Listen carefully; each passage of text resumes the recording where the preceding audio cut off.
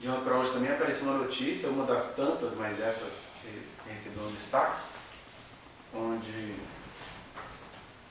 encontraram um bebê num terreno baldio e descobriram que esse bebê era de um adolescente de 15 anos. E aí o pessoal já posta colocando assim, olha só, na hora de fazer, não está nem aí, mas aí de 15 anos, e fala que ela foi apenas, a pessoa é presa, e qual que é o outro termo que eles usam para adolescente? Foi apreendida? É um termo que eles usam lá para não usar o termo preso, né? Porque adolescente não pode ser preso, tem que ser apreendido, sei lá, eu esqueci a palavra. E aí a pessoa fala assim, agora na hora de fazer foi bom, o pai da criança nem aparece, e essa menina aí, ó, irresponsável, blá, blá, blá. E eu fiquei pensando, olha só, quando a gente compreende o amor de Deus, como que o nosso olhar muda nos dois sentidos. E você tem o moralismo do cristão, daquela pessoa que se sente protegida, que acha que nada de errado vai acontecer com a vida dela, que pega uma notícia dessa e fala assim, não, mas não é um absurdo não, porque você não está achando um absurdo o neném ser encontrado num terreno baldio? Aí eu fiquei pensando como que a gente se deixa levar pela imagem, porque depois que você aprende e você compreende o amor de Deus, toda vez que eu vejo uma notícia que envolve menores, por exemplo, que envolve, no caso, uma menor mulher, eu já vou direto à importância do Estatuto da Criança e do Adolescente, né? Por que o Estatuto da Criança e do Adolescente no Brasil ele é tão compassivo com uma mãe, por exemplo? Ela cometeu uma infração, eles falam isso, que a adolescente não comete crime, comete infração. E por que essa ideia de crime versus infração? Porque o crime a pessoa tem de ter maioridade para ter cometido, ela que responde por isso. Agora, uma infração, a coisa em si é um absurdo você encontrar um neném no lote vago abandonado. Mas quando, isso foi criado pelos conselhos tutelares e pelo pessoal da lei, porque quando você vai ouvindo os casos, aí você descobre que jogar o neném no lote vago foi a coisa menos pior que a menina conseguiu fazer. Porque eu perguntei lá para quem colocou aquela postagem que nos choca, que é assim, adolescente, vagabunda, deu, agora joga o neném fora.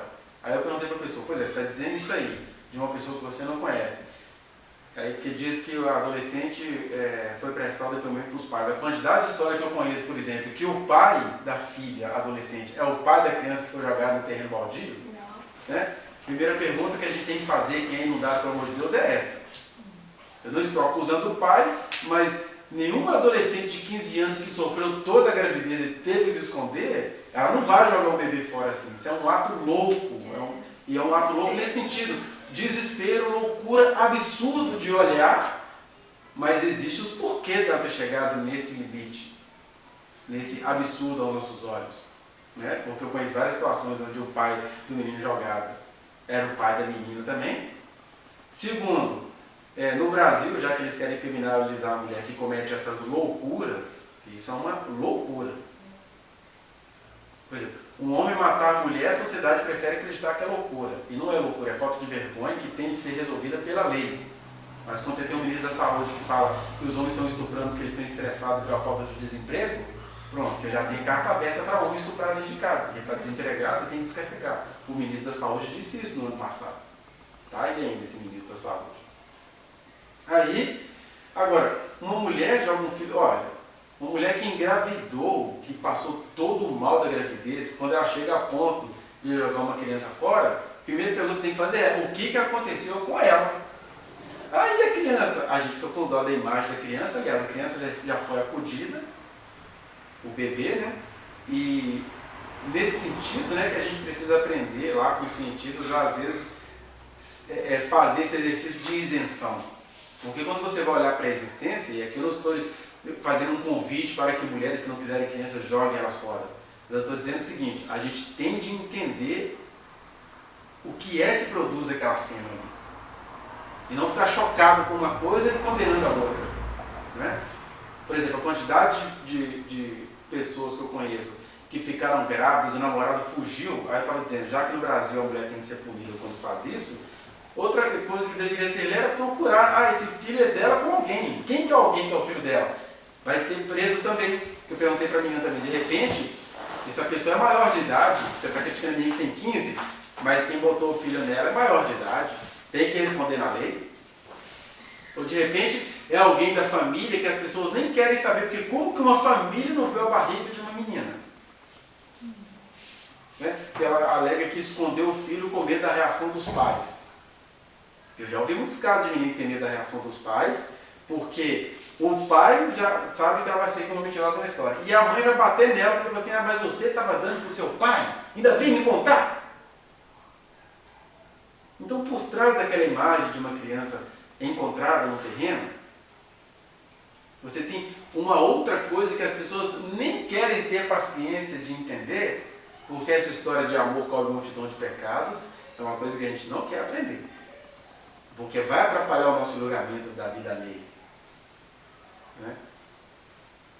E aí, se de fato fica muito claro mesmo que a menina fez aquilo tudo por um ato perverso, até porque, na verdade, quem é perversa nem abandona o menino. Eu só vejo gente que está deslocada abandonando o menino. A pessoa que é perversa e sai dessa ilesa e a gravidez nem teria vingado. Né? A gravidez nem iria vingar. Se a gravidez vingou, a menina alegou lá na justiça que ela teve o filho dentro de casa e já deu um jeito de sumir com ele por medo da reação dos pais. Vai saber que medo é esse, né?